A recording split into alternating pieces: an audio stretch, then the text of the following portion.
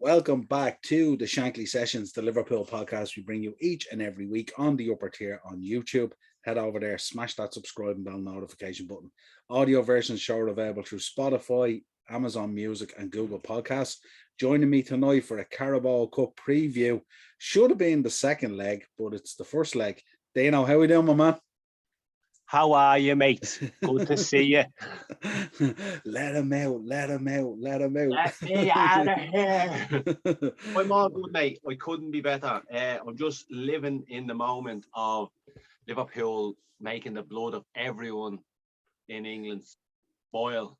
It's great. It's absolutely fantastic. Jurgen Klopp done the right thing and he followed the guidelines of the UK government, and people now want Jurgen Klopp locked up without parole for life, and Liverpool to be docked the championship that we won 2 years ago, and Mo Salah extradite. It's all because we followed UK government protocol. You gotta love it. The null and voiders are out in force at the moment. There's a rumour swirling around that Arsenal are thinking of calling the game off tomorrow night, and nobody's going to even bat an eyelid that there'll be no calls to play their under sixes and calling them cheats, etc. It's great. As I said last week, Liverpool makes the piss of everyone in the UK boil. Looking at Arsenal at the weekend against Nottingham Forest, they might be better off playing their under nines. Just putting it out there, and I just want to put it out there for all you Arsenal fans as well. Please don't be hammering on here that we didn't want to play the game last week. We have nothing to fear from Arsenal whatsoever. Please, Ian Kelly. I thought Ian Kelly was better than that, saying that we feared Arsenal. I think we scored about 129 goals in the last 6 games against them. I mean, we fear nobody. I said it today. I said he'd rather face Arsenal in the final than Liverpool. He messaged me and he goes, "I thought you were going to buy it." I said, "No." I said, "I put the popcorn in the microwave," and I said, "I'll let my good fellow host Niall deal with this one." But Niall, sorry, just before we go any further, the absolute blasphemy this evening after Chris Woods finalised his deal to Newcastle for 25 million after Newcastle offered 7 million for Lord Divock Origi. I hope Newcastle get relegated. I said it last week, I hope they get relegated. My sole purpose in life now is to watch Newcastle getting relegated. 25 million for Chris Wood after they offered 7 million for Lord Divock Origi. That is a crying 25 tragedy. million. What's that work out so far this season? About 8 million a goal. It's about 8 million a goal, is it? I think he's 3 league goals this season or something, hasn't he? I thought it was about 24.5 million a goal. You've as Ryan Taylor said, Newcastle are the richest club in the world. You've got Dusan Vlahovic into the last year of his contract. You know, so many superstars. Just Gabby Goal, he's looking for a trip to the UK to get back into the swing of things, playing football in the Premier League. Chris Woods, boy, I can see where they're coming from. I think they've kind of accepted relegation and they're like, well, at least we're not stuck with someone who's going to force their way out next year. So, and in fairness, he was a big player in the Championship. So maybe that's what they're thinking is maybe they're planning for life after the Premier League. Kill 2 birds with 1 stone. But the most Divock Origi thing to ever happen would be that he gets injured at the time we need him most. Yeah. You know what I mean? Yeah. I think he is gone in the summer now. I think we talked about this at the start of the season, saying that his time will come in January and that'll be his moment of glory. And the fucking most Divock Origi thing to ever happens to Divock Origi in January. His time has come and gone. Fuck's sake. Well, anyway, let's get into this preview. Thursday night, 7:45. The first leg of this. Arsenal visiting Anfield underneath the lights. Current form at the moment, Liverpool 3 wins, 2 draws and a loss in their last 6 games. Arsenal 4 wins and 2 losses. The loss against Man City obviously was a very good performance. They were very unlucky. Just 2 moments of madness from the 2 players. And the other loss, which was quite a poor one, the Nottingham Forest one, which is the one I'm really looking to. Hats off to them in terms of the white kit, in terms of knife crime. Absolutely super from them doing that. But didn't do them any favours on the day. Obviously, Notts Forest absolutely played them off the park and bullied them out of the competition in the FA Cup. I think they had that Man United moment. You remember the white Niles jerseys United had? I thought the Arsenal players thought each other was a ghost. Yeah.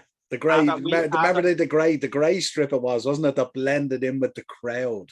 That was the one. Only Manchester United could get away with swapping shorts at half time. That's such an iconic moment. But because we were only sitting here, we done the show with the FA Cup draw, and we're talking about Arsenal probably nailed on to beat Nottingham Forest. And I meant to text you after the game, and I was like, thank God we didn't do a beat the bookie special on that. But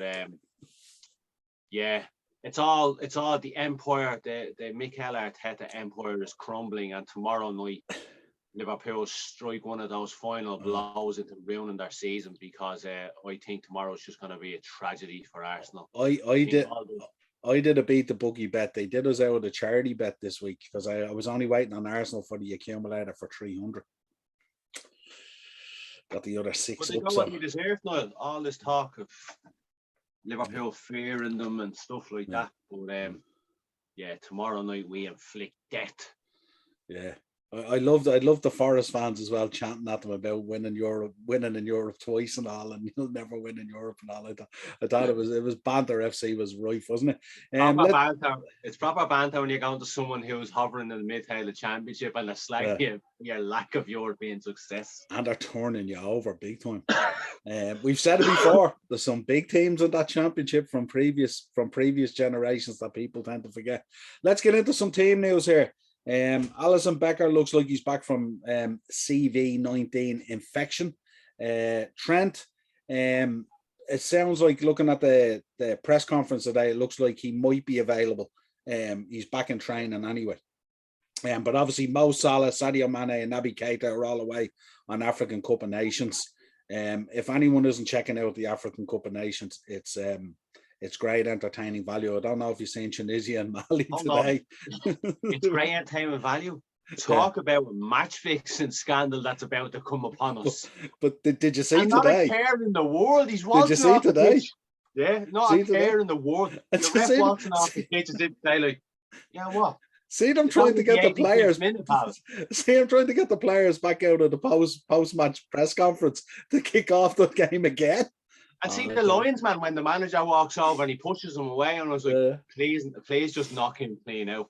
Oh, I tell you. Well, listen, we did say on our preview with Darren it will be entertaining, and it is certainly entertaining.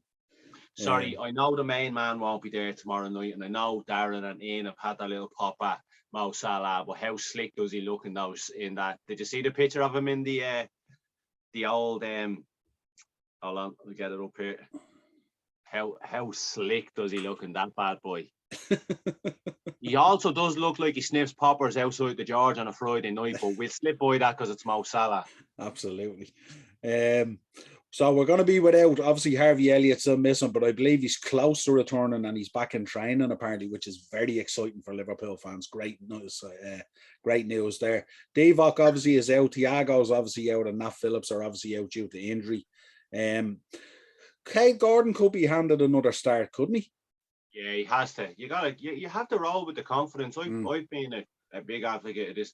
When lads are playing well, regardless of the age, I think with the experience that's available for tomorrow night, that I think that it would do him no harm to throw him in. I'd start Minamino. Obviously, we've no Divock, and we're missing the boys up top. I'd go with a front three of Jota, Firmino, Gordon, and I'd probably play Minamino, but kind of play a different formation, play like a 4-2-1-3 or something like that, with Taki kind of having the freedom. And if that doesn't work out, you can obviously push Minamino forward, and then you can just play Bobby in the midfield three. Yeah, I think Taki, after his performance against Shrewsbury, he'd be hard pressed to get a starting position. Do you not think? He was very poor. Just kind of clutching at straws for him, because it just seems to be deteriorating rapidly for him. Well, this cup seems to be his go-to for goals. So look, it is what it is. You know, there's still a good selection there available. So if he does start, he's getting another chance. If it doesn't work out, you're going to have someone on the bench who's willing to take that chance. But yeah, I'm looking forward to seeing what kind of team he puts out. But we were talking about, it's crazy that this should have been the second leg and now it's the first leg and going to Anfield. I I'll give you my prediction at the end, but I think the game is going to be done tomorrow night. I think we're going to be so fired up from the shitstorm that came from last week that I think we're going to send out a message tomorrow night. And it's about time we got back to Wembley South or Anfield South. Yeah, absolutely. Arsenal news, obviously, Pierre-Emerick Aubameyang, Mohamed El Neni, Thomas Partey and Nicolas Pepe remain absent. African nations, AFCON. Gabriel is back from his suspension from the card he received against City. So he should be back. Granit Xhaka and Balogun are expected to miss out due to CV positive tests. And it remains to be seen if Smith Rowe and Tomiyasu will shake off injury concerns as well. So they're quite depleted, Arsenal, by the looks of things. Now, again, that all changes overnight, as are we as well. They're talking about Eddie Nketiah may come back. He's done very well in this competition so far for them already, but again, he had a poor showing. So the talk that maybe Lacazette might be restored to the starting lineup. I would assume he play Lacazette, would you? Just going to say, Eddie Nketiah, the last round, I think that he scored a hat-trick. Yeah. Oh my God, was he thrown under the bus by Arsenal fans on Sunday evening after that Notts Forest game. I'm not on social media, but if you go onto the Google search bar, you can just type in the hashtag from that game, and then you can get the Twitter feed for it regardless. And my God, they went in hard. It's crazy how players like Eddie, he goes from being the hero in the quarter-final, scoring the hat-trick against Leeds, put up on a pedestal, he's the future, and how quickly, and we're all guilty of it, but some people just take it to the extreme. The abuse the guy got the other night. Yeah, I think the problem as well is the fact that he's holding out on the contract as well. Looks like he wants to go, which doesn't help really, He's another player that could a season-long loan at someone at the top of the Championship or someone hovering around the bottom of the Premier League. Say, a team that comes up, the season-long loan isn't gonna hurt, because Arsenal do have money. The owners are willing to back Arteta, so a season-long loan isn't going to necessarily hurt him. He's still only young, but look, we'll see what the future holds for him. But yeah, no, I'd say the chances are he's gone. I'd say the chances are he'll leave. At this stage, he's turned down a decent contract apparently, so I'd say he's out there. And I think restoring Lacazette will be a good move for them as well, because they're going to need that bit of experience in there. They're lacking experience, I'd say, tomorrow night, if the lineup we believe is going to go out there. So looking at the Liverpool lineup then, you're looking at I looked at this already, and I did it with a view. Is I heard that Robbo as well isn't too bad. He is shaking off the knock that he got the other night as well. So he's available.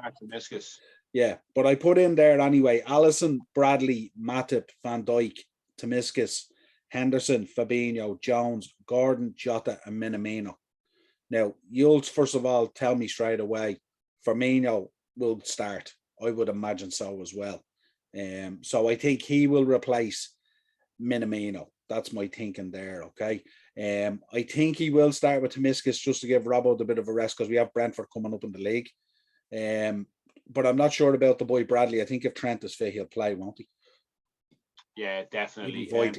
Just a game time, because we can't afford. I know we're playing at home on Sunday against Brentford, but we got to be.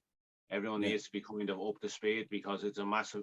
We're dropping points recently, and Man City seem to be just on a steam train at the moment. We just can't afford, especially with home games. I think Sunday we need to go out and not necessarily make a statement, but you'd like to think Brentford have kind of gone off the boil now since their good start of the season, and I think the fans are anxious now at Anfield that it's time to put in a performance that we know we can and get out and send, not necessarily send a message, but I'd like to think 2 or 3 goals on Sunday with a clean sheet. But if Trent's fit, it's a massive opportunity. We're 180 minutes away from getting to Wembley, and this team, even with the boys home, this team deserves a trip to Wembley. It's been a long time coming that we gladly take. You see a lot of fans, domestic trophies.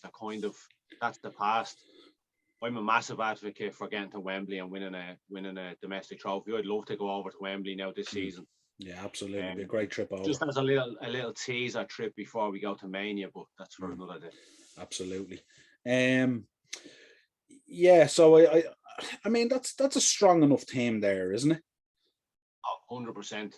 You know, you have to have that little mix of youth and experience, but yeah. Looking at the Arsenal lineup, Ramsdale and Netsu, I think has been outstanding this season. Tomiyasu at the back potentially, White, Gabriel, Tierney. Then in the middle, Laconga, sorry, Patino, Saka, Odegaard, Martinelli, and Lacazette. That's a decent side as well, isn't it? This should make for a real good cup tie, shouldn't it? Definitely. And the likes of Martinelli and stuff like that, Patino is due a big performance because he was very underwhelming on Sunday evening. Now we're getting a big chance on the FA Cup is a massive stage, you know, regardless of how much it's kind of withered away from being the big spectacle it was. Like you look back to the glory days, there's clubs who'd rather won the FA Cup than won the league. That's how glorified the FA Cup was, and you're getting that chance to prove yourself. A lot of expectation. So again, tomorrow night at Anfield, under the lights, you're playing against Liverpool, you know, massive global. These players are going to be expected to perform, and especially after the last game at Anfield with Liverpool and the spat between Klopp and Arteta and all.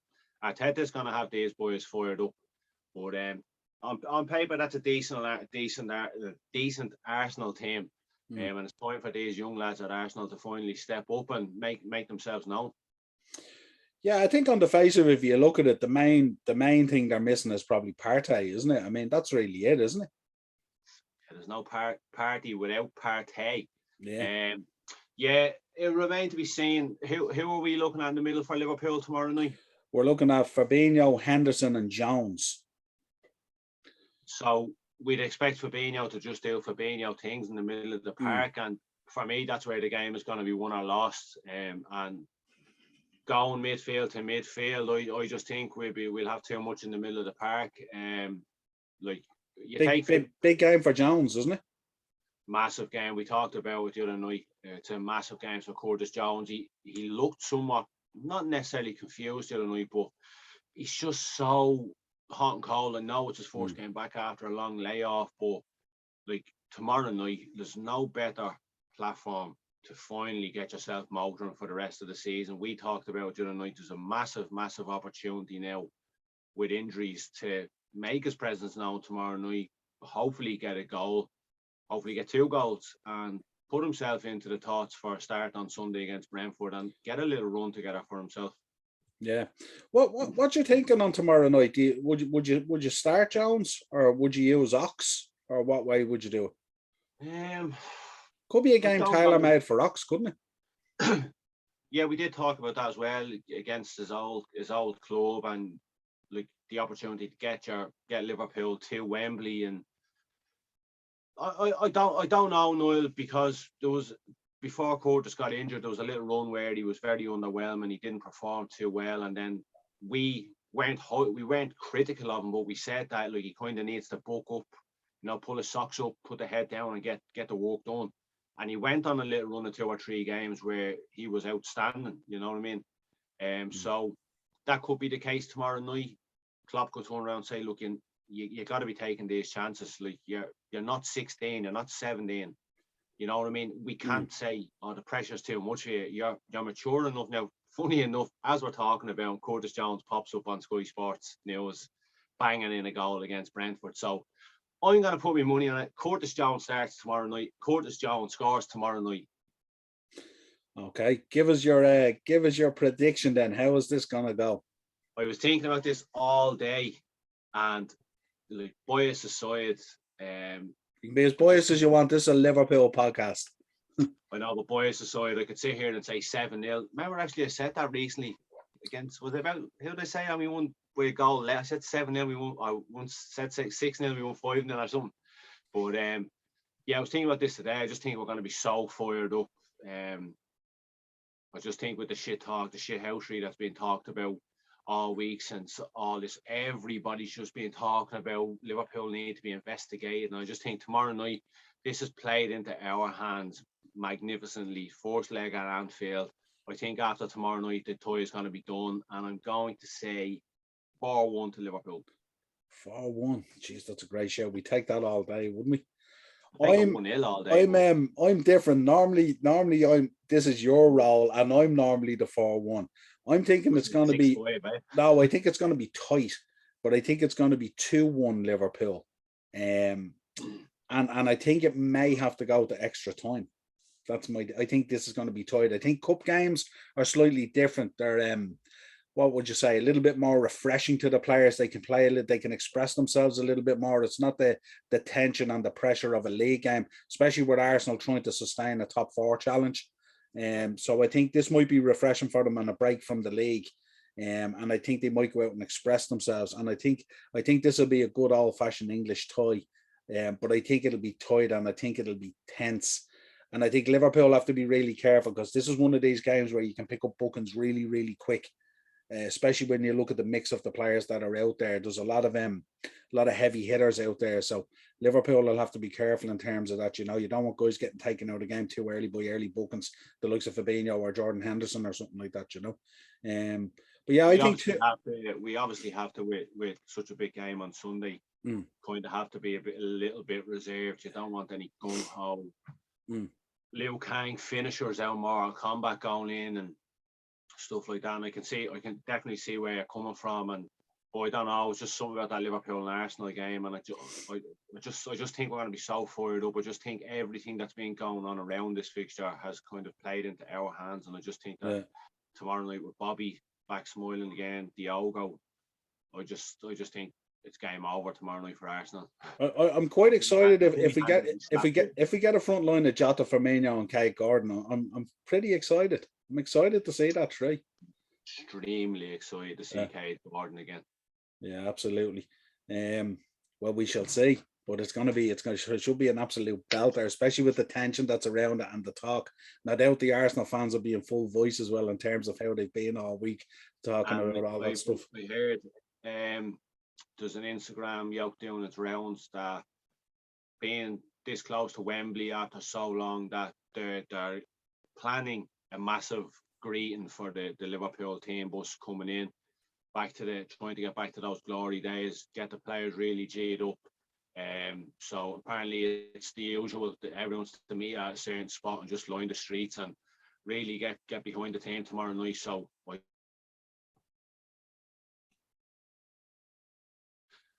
non-alcoholic. But yeah, I'm just super excited. It's been a long time since we got to Wembley. Chelsea are already a goal up against Spurs there, 3-0 now on aggregate. Yeah, how nice would it be to spank Chelsea at Wembley? Put Ian Kelly back in his box, because he only came out of his box when they won the Champions League. Isn't that right, Ian? Good.